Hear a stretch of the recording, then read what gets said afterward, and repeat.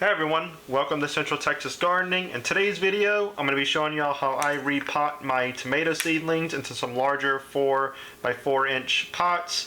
I'll show you how I separate 2 tomato seedlings when I have them in one cell, and then how I just transplant 1 seedling from 1 cell. So how do you know when to repot your tomato plants? Well, it's fairly easy. Once you get your first set of true leaves, as you can see, 1, 2, these are true leaves here. Once you get these 2, that's a good indication that you need to be thinking about repotting your tomato plant into some larger pots. Generally speaking, they could go a little more in these cells, but in the past I've always transplanted them when they get to about this stage, and I've had no issues with doing that. Okay, so we're going to get started here. I'm going to show y'all how I transplant 2 different ways. So the first way I'm going to show you is this cell just has 1 tomato plant in it, so I'm going to show you how I transplant that one, and then I'm going to pull another one out that has 2 good ones, and I'm going to show you how I split those apart and get each of those transplanted.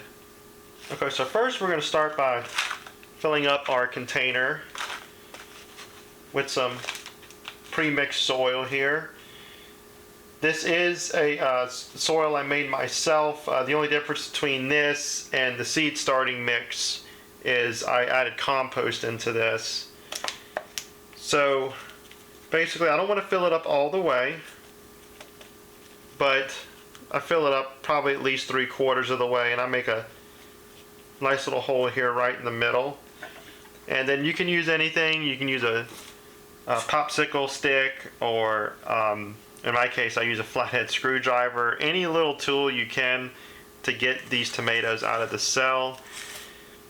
So I just dig along here on the sides, and then I just start to slowly ease it up. I know there's some seed cell trays that have pinchers at the bottom and all that kind of neat stuff, but I don't on these, so I use this to just help pry it up. And then I don't pull from the stem, I just kind of use it to guide it up. I give it a little bit of a pull, but not too much, because it could break. So that way I can lift the whole seed cell out of here. And then again, I'm not disturbing the roots at all. I don't think I messed with them at all. So that's the main thing you want to do, is you don't really want to mess with these roots more than you have to. You want to transplant as much of the root system as you can into here to lower the amount of transplant shock that they will receive. So I place it down in there, and it's going to go deeper than what it was in here. That's because the root system will grow out of the stem. So if you bury that stem down into the dirt, it will develop a stronger root system. So I push it down in there. Then I get the rest of my soil, and I'm basically just going to top it off from here.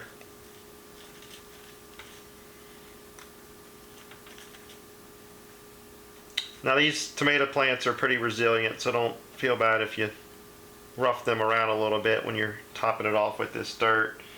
And again, like I said, you want to bury the stem as deep as you can. That'll form a much stronger root system. Right up to the first leaves that came up, you want to get that dirt up too if you can. So there you go. Pretty simple. Now let me show you how I do a cell that has 2 seedlings in it. Okay, I got my 2 here. So this cell right here has 2 good plants in it, and I do thin out some of these. I only need 12 plants for my garden, but I always like to grow a couple extra, because you never know if one doesn't do good with the transplant, or you lose it any other way. You'll have a couple backups, and if you don't need them, you can always give them to your neighbors or your friends or family, and I'm sure they would appreciate that. So again, this is the same concept I'm going to use.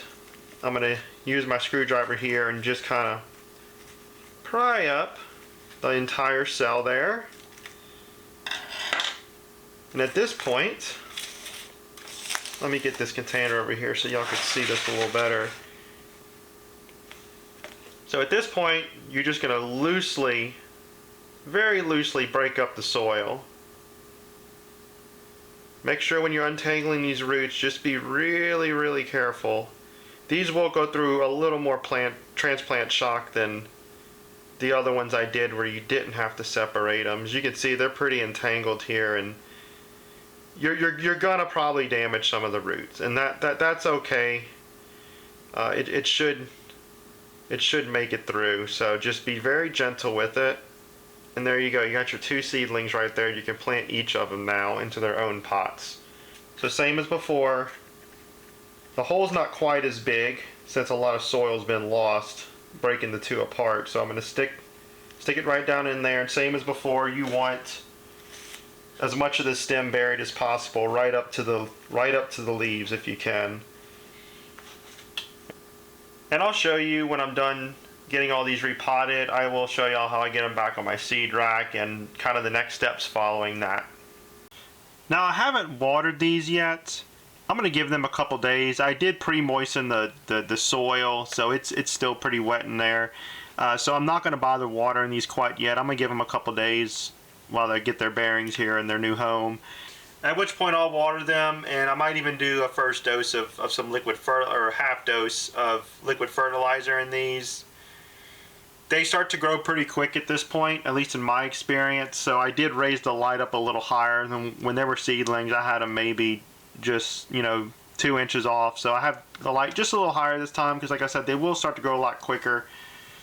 So that's the reason the light's just a little higher than it was before. I do keep these on a roughly a 14 to 15 hour light cycle. I have them on a smart plug right over here that turns them on and off every day.